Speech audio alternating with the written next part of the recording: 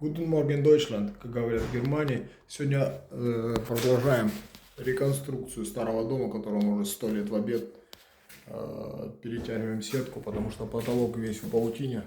Не знаю, передает камера или нет. Это осталось мелочи. Часть сетки я уже наклеил, сегодня надо закончить. И перетягивать шпаклевкой, выравнивать это все и готовить все под покраску. Поэтому старый дом, куча проблем. Но мы это все исправим. Ставьте лайк. Всем привет.